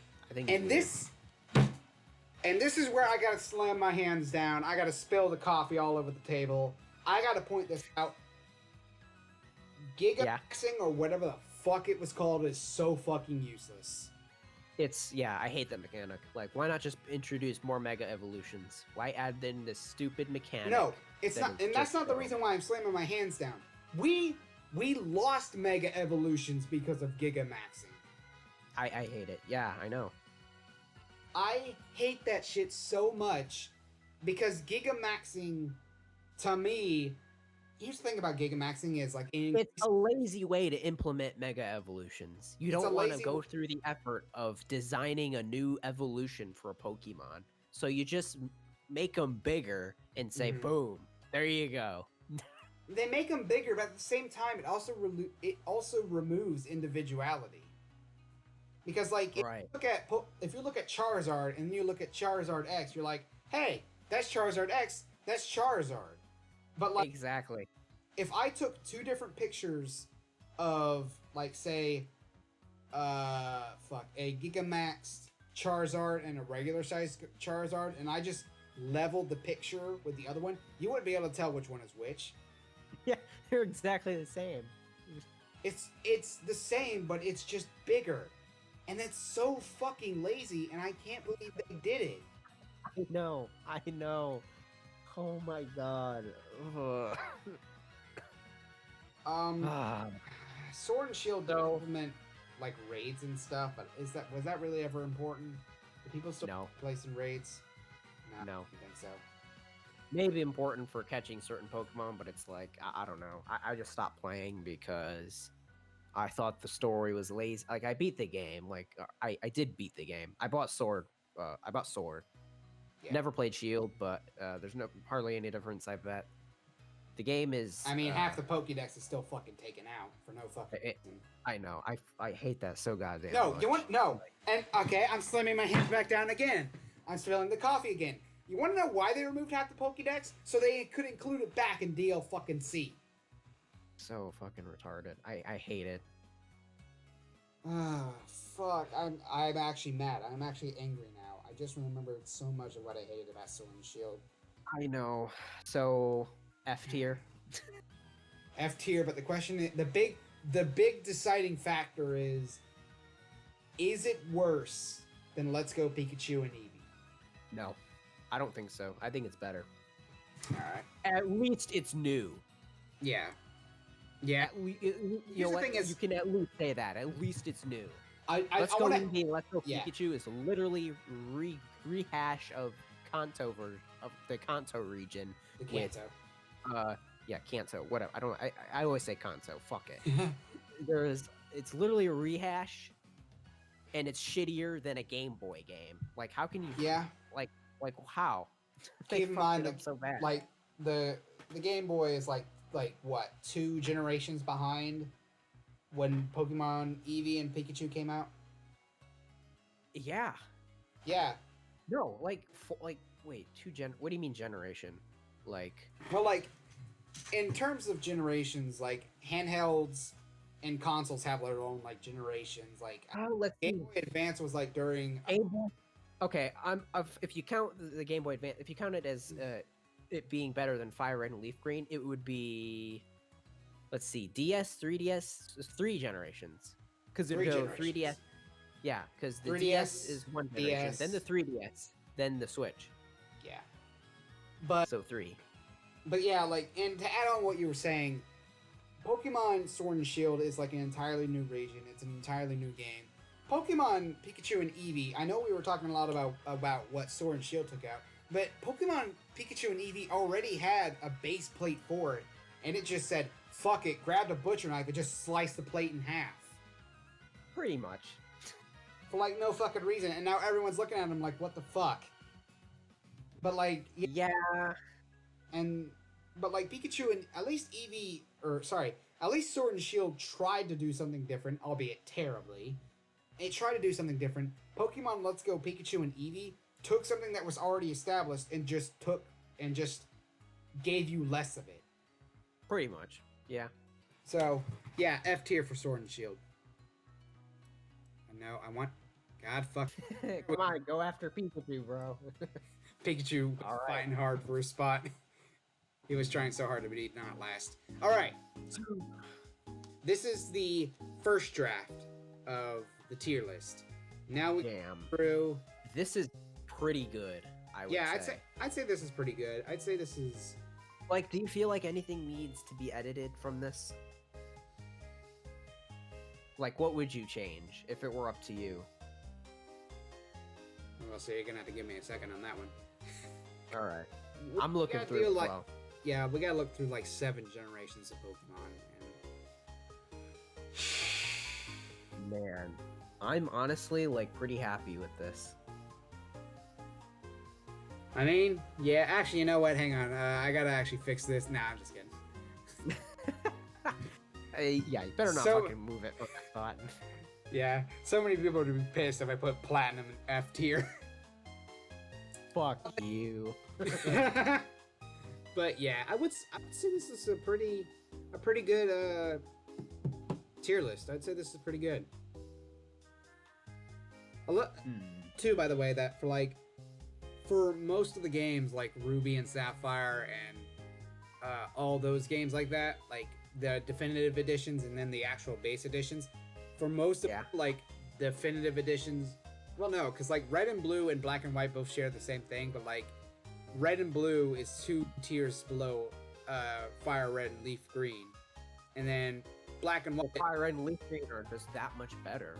Yeah, and same with Black White and Black and White 2. Like, Yeah. Black and White 2 is really good in my opinion. I agree with that, yeah. But yeah, I would say this is pretty accurate. I'd say so too, yes. I'm satisfied with this tier list. Yeah. So, but now that we have made this tier list, now that we have gone generation from generation, jumping from the 90s, or was it the 90s or the 80s when Pokemon started? It was the 90s. Yeah. Jumping from the 90s to last year. How do you believe Pokemon has fared over the years? Ever since the release of I want to say maybe Omega Ruby and Alpha Sapphire, I kind of began to realize that Game Freak maybe are getting lazy. Yeah. They made really, really, really good game. Like when X and Y came out, I played it first, and like I didn't really like the transition to 3D, in my opinion. I love the sprite work that was in the Game Boy Advance games, the DS games. They were just really good, and I didn't like the transition to 3D. So, and the fact that in the games afterwards, they just reused all the models. But they don't do that in the sprite work. They actually go in each game they revise and make the sprite work better, so you can tell that they're putting in more effort. So I think if I would love it if Game Freak would go back and revert to this sprite like graphics To the instead original of sprite? using 3D models. Yeah. I think I would like that a lot better. Yeah. I do. And it would overall maybe even require less effort, because making a 3D model is by far harder than making sprites. Yeah. So they could put more focus on the actual gameplay of the game rather than the graphics and the 3D models. Yeah. Excuse me. Make Pokemon great again. Oh god, I just remember that scene from fucking Metal Gear Rising: Revengeance, where Oh god. is kicking the shit out of a Raiden. But I do generally have to agree. I do want to go a bit more in depth with how I view Pokemon. Okay. To me, okay, I will confess something right now. I was not around for like the actual red and green and blue days. Oh, I wasn't either. My first generation of playing was, I think, Generation 3 was when I first played. I think my first generation was Diamond and Pearl, but I went back and played the other games as well. I did, yeah, I did like right afterwards, because like I was hooked.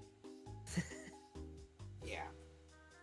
But like, as far as Red and Blue goes, it was incredibly rudimentary, but I understood that this was amazing at the time, just because this was something like, I know today we can laugh at like Red and Blue for how simplistic it was and how glitchy it was, but like having all that content, like having all these just little monsters packed onto this like tiny Game Boy, this tiny bricky Game Boy, it was actually amazing. It was actually kind of amazing at the time. Don't get me wrong, yeah, like it is definitely impressive, and even more so for Generation 2, because if you remember, was it? It was the president of it was Satoru Iwata. He actually was the only reason that Gold and Silver also had the Kanto region in it, because he actually fixed the he was able to like compress it down enough to fit both regions in the game instead of just the Johto region. Yeah, and that's incredibly impressive. Exactly, yeah. Like, to fit all that on a Game Boy cartridge, yeah. Like, obviously that's nothing compared to today. Like, yeah, but doing that at the time, it was very impressive, and it is something to be, I guess, like, look back at and, like, actually be impressed by that. It's something to behold for the time that it was made. Yes. And as these generations get older, and as these new generations keep popping out, I find that between generations 1 through 5, Game Freak, while still having lazy tendencies, did try and step up. Like, they made better looking pixel art. They actually made pixel art moving, like in Pokemon. Oh, I love that in Gen 5, where they introduced the moving pixel art. That's another reason why I would rank I put Black 2 and White. I had to put them in S tier, because like I do love the moving, the fact that the sprites were moving. Like the I like that a lot when that first was released. Yeah, like the idle animations and all that. But after Gen 5, I feel like Game Freak stopped stepping up. And I know a lot of people are going to come at me with, oh, but X and Y was 3D. That's a big old step up. Was it really, though? Was it? Because it was like something that they maybe felt like they had to do. It definitely felt... But, like, it doesn't cut it for me. Like, the gameplay is more important than the graphics. Yeah, I'm sorry. And when you focus all this on graphics, you kind of miss out on what the true meaning of a good game is. The charm. Yeah. A lot of Pokemon's pixel art had, dare I say, charm to it. But there's a difference between seeing pixel animations done in the way that Pokemon does them, and there's a difference between seeing 3D animations do it. Have you ever seen Tail Wag, or not Tail Wag? Have you ever seen Or was it tail wag? One of the moves from Pokemon. Hang on. I'm willing to bet that I did, but I don't. Sorry, hang on. You probably have to show it to me. Tail whip. Have you ever? Tail whip. Yeah. Yeah. See, here's the thing: is the difference between Pokemon Black and White 2 and Pokemon X and Y is whenever a Pokemon in X and Y does a tail whip, they kind of like move the model, like they kind of pull the model up and down and move it in a circle. But yeah, when X and Y comes around, you would kind of figure that they would have at least tried to put more effort into the animations. But no, when X and Y comes around, they just turn the model like 180 degrees and just made it move back and forth. Like it fits in a pixel artwork. It fits more, but when you do it with 3D models, it just looks lazy. It just looks weird. Because here's the thing: is there's not even like any and I know it's gonna be weird to hear this, but there's no jiggle effects. Like, take for example like something like Furfro. Like if the tail, like the tail is so stiff during tail wag, and like little things like that during animations, you just notice. You just look at that and go, hey, that's kind of weird. And it's true for like basically all of them. And just Game Freak stopped trying to step up after Black and White 2 is what I'm getting at. I think so too, and I realized that after the release of Omega Ruby and Alpha Sapphire, because I didn't notice it at first in X and Y because I thought, oh, you know, maybe I thought it was a fluke game, to be honest. I didn't like it that much. It seemed like lazy. It's like, oh, maybe they'll get better with the next one. And the next one, they were even lazier because, yeah, they introduced the Delta episode in Alpha Sapphire, but they removed what made Emerald so fun, which is the Battle Frontier. They just took it out of the game. Yeah. So it's like you removed stuff that was present in the definitive version of a game that you released 10 years ago. And this is something that we talked about with Pokemon Let's Go Pikachu and Let's Go Eevee, is how much they removed out of those games. Yeah. So, yeah, it was at that time I realized, okay, they're getting lazy. Yeah, and then whenever Pokemon Sword and Shield comes out, yeah, they stepped up, but in terms of... Stepped up how? No, hear me out. Yeah, okay. They stepped up, but in terms of stairs, the difference between Black White and Black White 2 and X and Y to Sword and Shield is, if we look at Black and Black 2, Black is like the bottom of the stairs, and Black 2 is like the top of the stairs. When yes. you look at X and Y and Sword and Shield, X and Y is the bottom of the stairs, and Sword and Shield is like 2 steps up. And that's totally the difference. Sword and Shield is not really, doesn't look or really feel that different from X and Y. And I know a lot of people are going to disagree with me on that, and they are free to disagree with me on that. But Sword and Shield... I agree. Yeah, but Sword and Shield... You mean in terms of, like, the battling, right? Battling and just, in general, it doesn't have a lot of charm, or it doesn't feel like it has a lot of love put into it. I think so, too. And I know a lot of people are going to disagree with me, and again, you can disagree with me all you want. I can have my opinion, you can have yours, and we are free to debate them. But just in general, I feel like whenever you look at Pokemon Red through Black 2, and then X and Y through Sword and Shield, you notice that there's this gradual decline in the need to feel like they need to impress. I don't think it's a gradual decline throughout the entire series. I think it's they... Well, no, that's they not just what I'm had saying. their game, and then they gradually went... I would say that they like peaked at Generation 4 and 5. And Well, then after that, it just declined. Yeah, no, that's what I'm saying. Like, between X and Black 2, the games were getting better. But then after X and Y to Sword and Shield, they stopped trying because they didn't feel like the need to impress. It feels...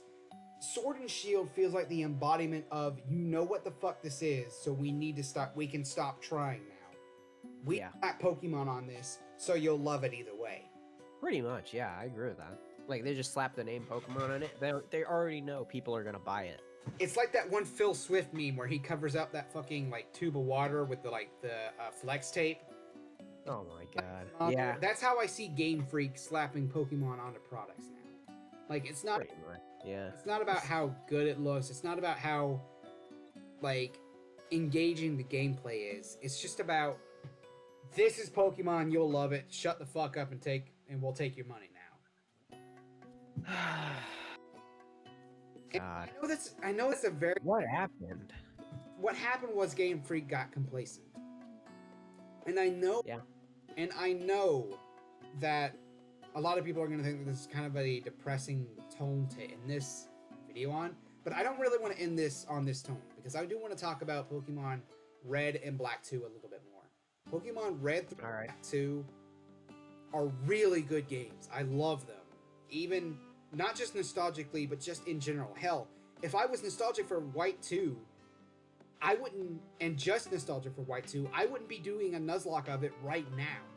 Like, I wouldn't take the effort, if it was just nostalgia carrying the game, to go back through and take the effort to Nuzlocke it to completion. Mm-hmm. Yeah. But I love Pokemon White 2 in the same way that I love Pokemon Red through White 2. And I know I keep saying White 2 and Red a whole bunch, but I need to express Generations 1 through 5 as being really good games. They are. I agree. Because if I were to replay any Pokemon game, I would by far want to replay one that was Generation 1 through 5. Yeah. And that's ultimately wholly the difference between the separation of Generations 1 through 5 and beyond.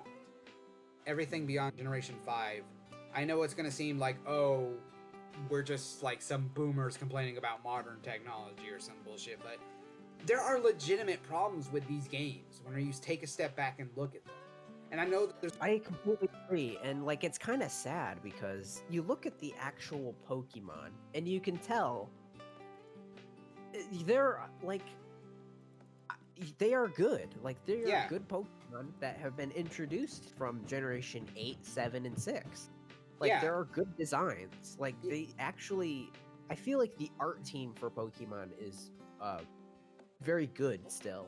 Yeah. It's just that in terms of the gameplay and like the technologically, they don't want to. It's like they don't want to try. No, they don't really want to try anymore. Like the design team still comes up with some pretty good ideas, but it feels like the majority of Game Freak has stopped trying to impress. Yeah. But going back, why I'm so glad Generations 1 through 5 are good is because whenever I play something like X and Y, if I play another X and Y as an example, if I play another X and Y and I feel like I'm losing my love for Pokemon, I can still go back to Generations 1 through 5 and enjoy them. I can still go back and play them. And that's ultimately why I love Generations 1 through 5, because they're genuinely good games that have a place in my heart that I, to this day, can still enjoy. And not every game can say that. Mm-hmm. Like, I have to have played Fire Red and Leaf Green, like over 10 times. I love that game to death. And the same with Pokemon Platinum and Heart Gold and so I don't have Heart Gold. I have Soul Silver. I've played that so many times and just done so many playthroughs with different Pokemon. Yeah. And the same thing with Pokemon Emerald. It's like I love these games and I want to continue to see the franchise succeed. I'm not harping on Game Freak because I hate them and I hate Pokemon. I'm doing it out of love for the game because I want to see them improve and like make good games again. Yeah, and I do agree wholeheartedly. Like, I love Game Freak, which is why I feel the need to, like, just basically not shit talk them, but get on their asses whenever they do like Sword and Shield or Pokemon Let's Go Pikachu and Eevee, because I want to see the Pokemon games thrive and grow and succeed. And to be fair, they have, and that's the entire reason why Game Freak is in the place it's in now, is because Pokemon is so big, because it has succeeded so much, they don't feel the need to try anymore. And that's ultimately where the big problem is. This isn't like a Smash Ultimate situation where if the last game in the series was Smash Ultimate, I feel like a lot of people would be happy because a lot of people got what they wanted from it. But this, as comparable to Smash Ultimate as Pokemon Sword and Shield, It's like if Sword like- and Shield feels like if like Sakurai in the next Smash game he just Thanos snapped half the roster. yeah, basically. And that's kind of what I'm getting on about is like comparable to say Smash Ultimate to Pokemon Sword and Shield. Smash Ultimate is supposed to be the blowout of the Smash series. Like this is the one where they went all in, all the way, put all the cash on black. This is where they did their hardest to go as far above and beyond getting characters that people loved and trying to work on features that people wanted. Yes. But And then- I think it succeeded. Yeah, but then you look at Sword and Shield, which is the equivalent to Pokemon as Smash Ultimate is to the Smash games, and you see just how little they tried, how little they pushed into it, how little, just in general, just how little. It's like if Ultra Sun and Moon was Brawl, and then right afterwards they release Melee. Yeah. But that's ultimately what I'm saying here is yes, Generation 6 and above kind of suck. But Yeah. Generations 1 through 5 to me are still really good games, and that's why I'm glad that we have them, because they're really good games that anyone at any time, whether through emulation or if you want the full experience, yeah, just go out and try and find like a Game Boy, a Game Boy Advanced SP, any of that stuff. Just go out there and try and find any of that, and then just play those games. Just have fun with those games, because those are still really good games, and I'm so glad that we can go back and play them. And that's ultimately the reason why I harp on Game Freak, because I believe they can do better. They should do better, but they haven't. Mm-hmm. That's well said. But I believe that is the end of our tier list. Yep. So, any last closing words before we close out this entire event? Game Freak. Improve. Yeah, Game Freak, as an open letter to you, just please, for the love of your franchise, I know you believe Pokemon is too big is too big to fall, or too big Yeah. to fail. Eventually, people will see through it, and you'll You will fall. You Eventually. will surprise yourself with the revelation that no, nothing is too big to fail. Mm-hmm.